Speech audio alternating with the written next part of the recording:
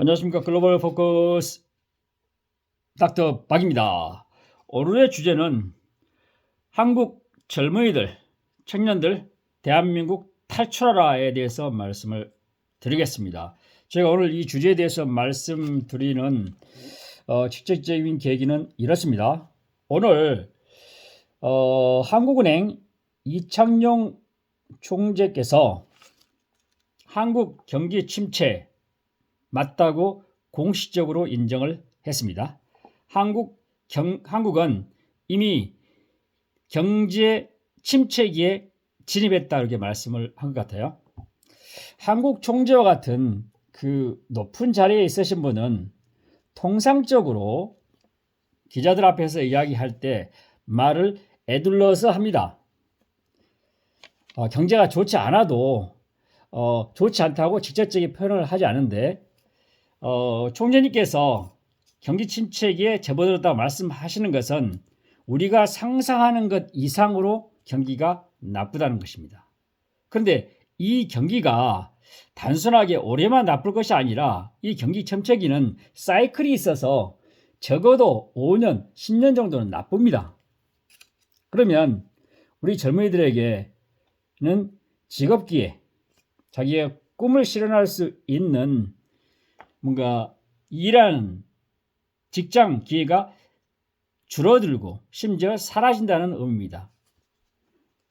그런 의미에서는 결국 살아남아야 될 텐데 한국에서 살아남지 못한다면 다른 곳에서 가서라도 헤엄쳐서 가든 달려서 가든 비행기를 타고 가든 건 다른 곳에서 자신이 대안 또는 기회를 찾아야 된다고 생각합니다.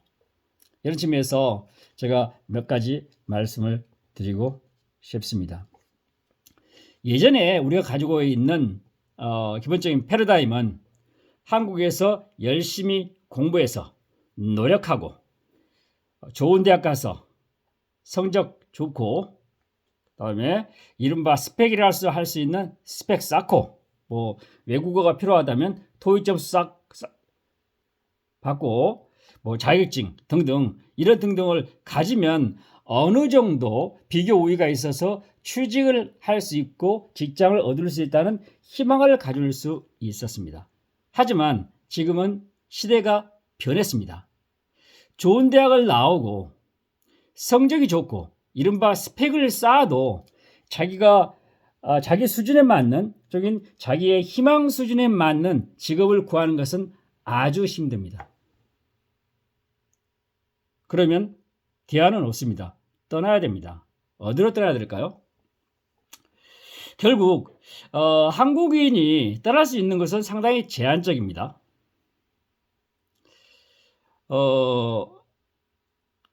한국에서 나은 곳을 떠나야 되는데 그것은 어떤 곳이죠? 미국으로 갈 수도 있고요. 카나다, 호주, 싱가포르, 중동의 국가 중에서 카타르, 아랍에미레이트, 사우디아라비아 정도가 현실적인 대안이 될 수 있습니다. 현재 수준으로 봐서 그렇습니다. 한국의 임금 수준이라든가 우리가 한국인이 바라는 기대 수준을 봤을 때는 이 정도 나라예요. 혹시 지금은 우리보다는 못하지만 장래 미래를 위해서 뭔가 투자를 하겠다. 자기 자신의 현재는 만족하지 못하지만 거기서 계속 자신의 경력을 쌓고 능력을 기르면 그곳에도 자기 꿈을 실현할 수 있는 곳은 몇 국에 있습니다. 그것은 인도일 수도 있고요. 인도네시아, 베트남 정도가 대안으로 떠올 수 있습니다. 대안으로 떠올 수 있어요. 그런데 누구나 떠날 수 있나요? 제가 대학에 있기 때문에 매 학기 1학기, 2학기 우리 대학생을 지도학생이죠. 상담학생입니다. 저는 상담을 해봅니다. 또 저는 학교에 있기 때문에 길거리에서 만나는 대학생들은 대화도 해보고 일부러 접근해서 물어보기도 합니다. 이렇게 보면 정확하게 숫자화 할 수는 없지만 수치화할 수 없지만 대한민국 대학교를 졸업하는 학생들 중에서 한국을 제하고 대안으로서 다른 나라에 가서 다른 나라에 취직을 해서 어플라이 해가지고 거기에서 성공을 한다든가 거기에서 안정적으로 정착해서 거기에서 일을 할 수 있는 수준이 몇 퍼센트 될까? 대단히 낮은 수준입니다. 대단히 낮은 수준입니다.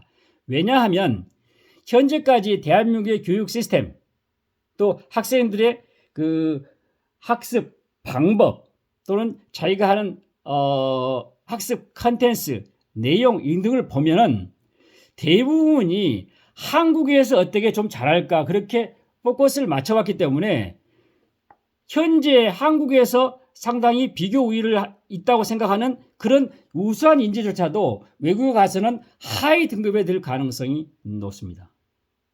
실질적으로 그렇습니다. 젊은이들 탈출하라 떠나라 하지만 그렇게 떠나라 했을 때 그것이 기회에 들어올 수 있는 학생이 많지가 않다는 거죠. 그런데 이제는 시대가 변했습니다. 한국에서 안정적인 직장 또는 직업, 자기의 꿈과 희망을 실현할 수 있는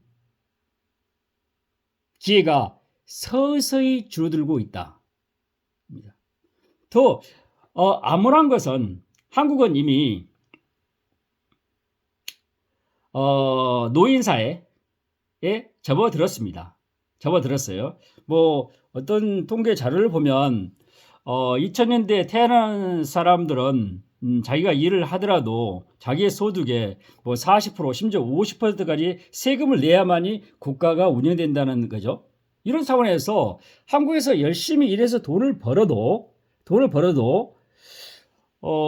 자기뿐만 아니라 국가의 구성원들과 같이 같이 살아야 되기 때문에 자기의 삶 자체가 없어질 가능성이 높기 때문에 가능하면 빨리 한국을 떠나는 것도 자기 삶을 개척하는데 좋은 대안이라고 생각합니다. 와, 닥터 박 아니면 박 교수님 지나치게 이기적이라고 말씀하시면 계실 것 같아요. 물론 이기적일 수 있습니다. 근데 인간은 이기적이어야만이 셀프 빅토리가 가능합니다. 외국에 가서 좋은 직장을 얻어서 거기서 일을 하고 또는 거기서 많이 벌어서 한국에 부모님이 계시든 뭐 동생이 있건 뭐 신체에게 돈 보내면 되는 거잖아요. 그런 마음으로 해야 되는 겁니다. 지금 실제적으로 전 세계에서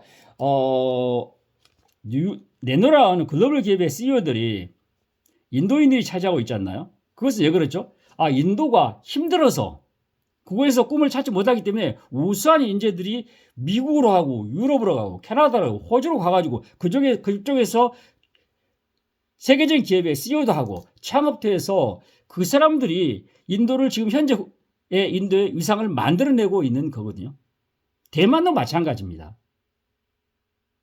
그런데 한국은 현재까지 그렇게 미국으로 유학을 많이 갔었고 유럽도 유학을 많이 갔고 중국으로 많이 갔는데 그런 세계적인 기업이 나타나지 않은 것은 아마도 한국의 교육에 뭔가 문제라기보다는 뭔가 부족한 부분이 있지 않나 그런 생각을 해봅니다. 그래서 이제 젊은 세대들은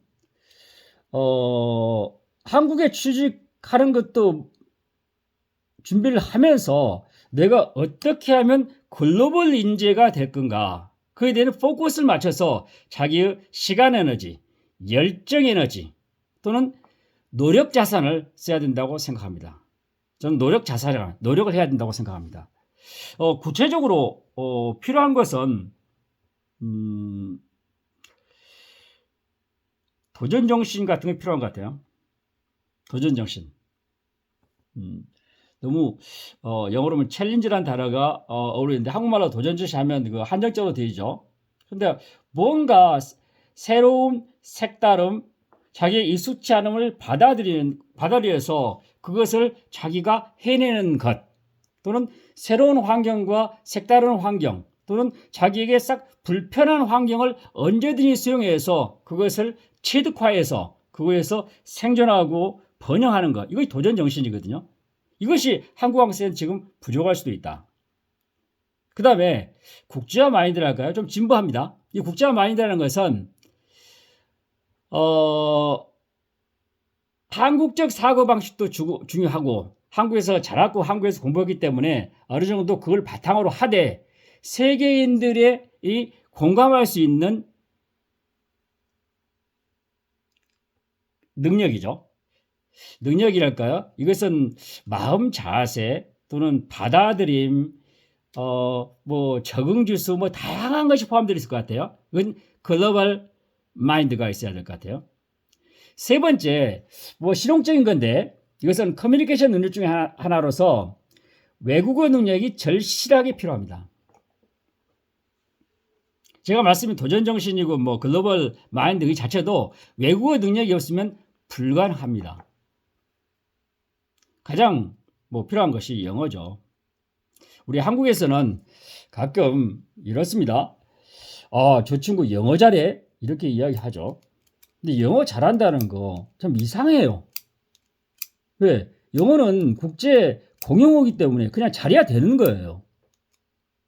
우리나라에서는 영어 잘하는 사람이 점수를 받는다든가 또는 저기 가산점을 받아가지고 승진을 한다든가 이런 아이러니한 국가예요. 영어 잘하는 건 당연한 걸로 받아들여야 됩니다. 우리 젊은이들은. 근데 영어를 잘하면 다른 사람들 자랑하고 어머니 우리 아들 참 영어를 잘해요. 우리 딸은 영어를 잘해요. 그렇게 자랑하는 그런 나라예요. 뭐 영어 잘하는 건 자랑거리기나요? 아닙니다. 영어를 하고 뭐 중국어도 하고 뭐 인도 한다든가 스페인 한다든가 5개 정도 하면 그럼 자랑이 됩니다. 근데 영어 정도 하나 잘하고 거기다가 또 제2외국어 하나 해서 중국어 좀 잘한다고 부모님이 잘하고 자기가 잘하고 스펙이라고 하는 거 이건 난센스예요. 영어는 기본. 어느 정도 네이티브 레벨은 아니지만 네이티브에 버금가는 수준에 가는 것이 기본이라고 생각해야 돼요. 쉽게 표현하면 대한민국에 살지만 영어를 잘하는 것을 자랑스럽게 하고 자기 스펙으로 하고 내세울 것이 아니라 영어를 못하면 부끄러워하는 것이 맞다고 생각합니다.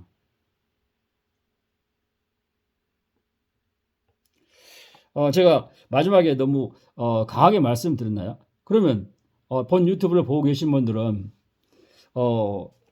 닥터바 당신 영어 잘하냐? 물어볼 것 같아요. 잘합니다. 그러면 다른 언어 잘합니까? 제가 할 수 있는 언어가 중국어도 잘합니다. 중국어 유튜브 편안하게 봅니다. 중국의 CCTV 편안하게 봅니다. 일본어도 잘합니다. 인도의 힌디어도 유튜브 들을 수 있어요. 스페인어도 썩 잘합니다. 그러면 어떻겠습니까? 독하겠습니다. 제가 제 그 의학에 대해서 말씀드리자면 제가 2018년 3월 12일 날 문득 외국어를 좀 많이 해야 되겠다 해서 그때 오늘 시작해서 지금 5년 10개월인가요? 열심히 하고 있습니다. 지금 한 10개 정도 언어 구사합니다.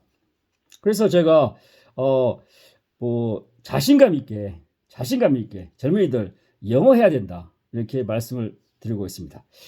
여러분 제가 뭐 마지막까지 유튜브를 보고 계신 분이 계실지 모르겠는데 왜 잘났어 하면서 네 자랑을 그렇게 하냐 이렇게 할 수 있겠지만 저는 뭐 자랑이 아니라 있는 그대로 말씀드렸습니다.